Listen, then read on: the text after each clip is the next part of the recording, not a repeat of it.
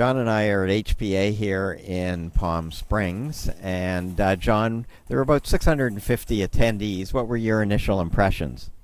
Well, I'm always impressed by HPA because the atmosphere is very different to other conferences and events. It's the mixture of the ability to network with people, having time to do that. The collection of people who are here make it a very, very interesting event, but also, of course, the core of the topics of the conference. And I think this year, more than most, we started to encroach upon some new topics. Actually, there were two dominant topics on the first day. The first two seminars. ATSC 3.0 was one of the topics that was sort of had dedicated time, and VR and AR was sort of as an emerging technology, more like a primer of sorts, with a lot of perspectives on production, post-production, language, all the things that actually revolve around a media that seems like it's not entirely defined yet.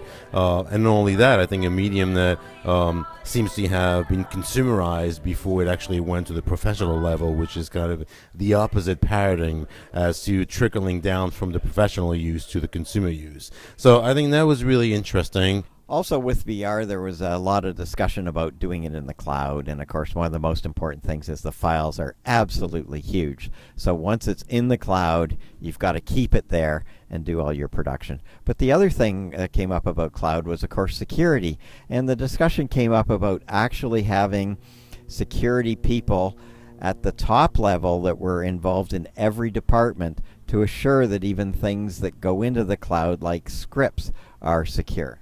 Yeah, and I think we had 3 sessions on security at this event, and they're very interesting because at least 2 of them were a kind of security 101 from people who've been in the IT business, bringing a lot of that sort of routine over to the professional video and audio. So I think that's an area where we've still got a lot to learn from the people who've learned themselves the hard way. We had a what do they call it now, TRX, Tech Retreat Extra seminar on ATSC 3.0 on Monday for a good 4 hours or so, and then our regular broadcasters panel on the conference first day, Wednesday.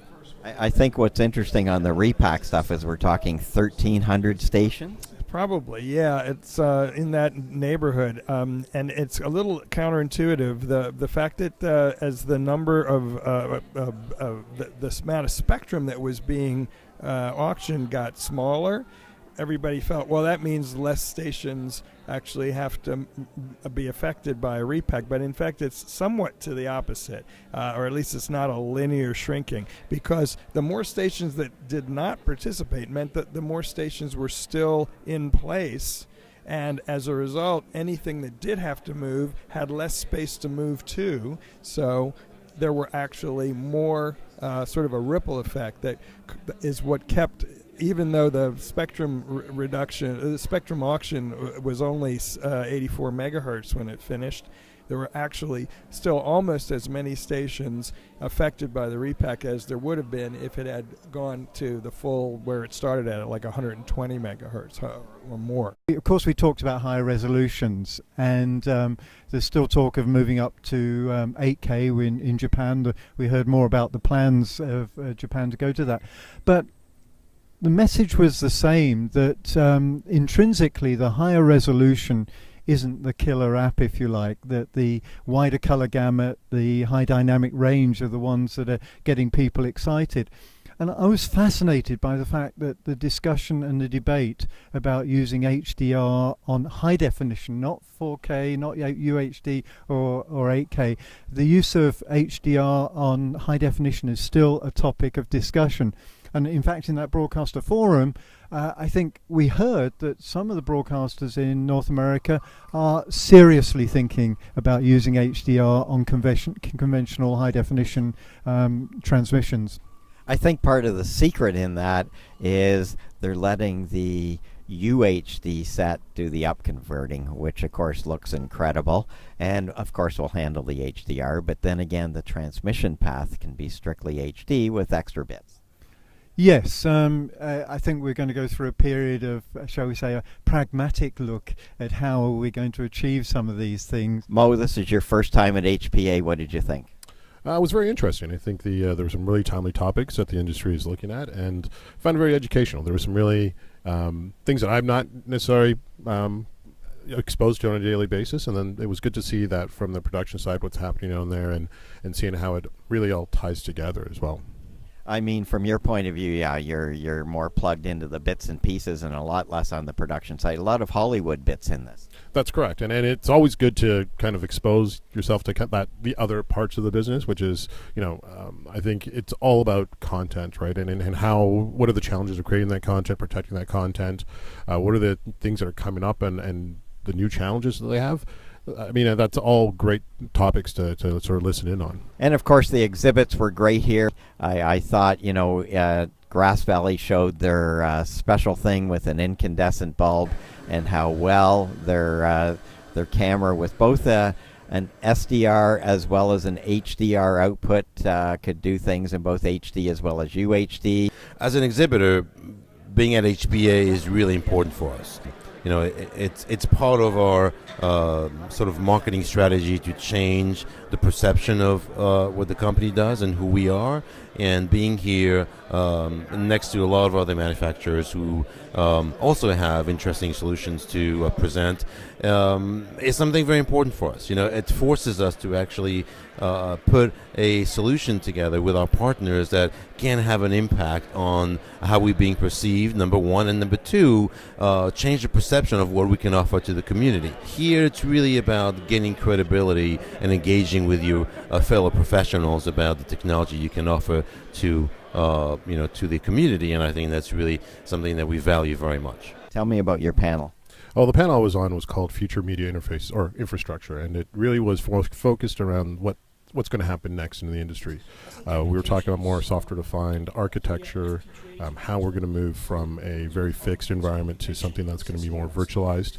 What are the benefits? What are the challenges? And it was pretty good, lively discussion there. One of the discussions was about cloud FPGAs. Yeah, and that's probably one of the big changes I think that's happening in the industry. When we talk about how we build facilities today, we are talking about FPGA technology that's given us the reliability, the latency that we need to do the type of productions and broadcast elements. With the ability to now have Amazon F1 instances, that does change the game. I mean, it now really does open up the door for cloud services for these very time-critical, low latency type of applications. Now, not surprisingly, HPA mixes film with television, but this was IMF in the television world.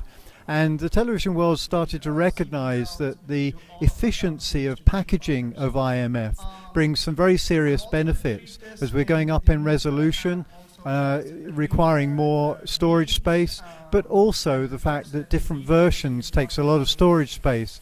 So IMF is a potential solution even in the TV world.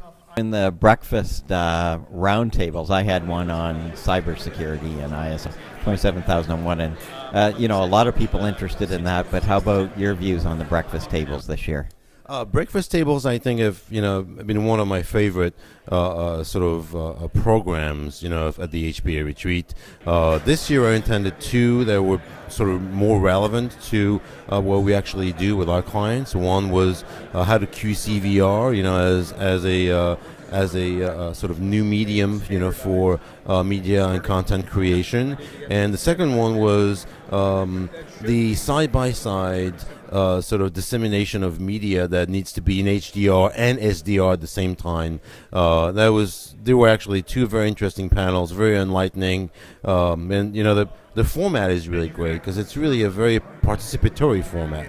Anyone who has something to say about the topic can either learn or mention, their experience or the interaction with the community. I think this is very productive for,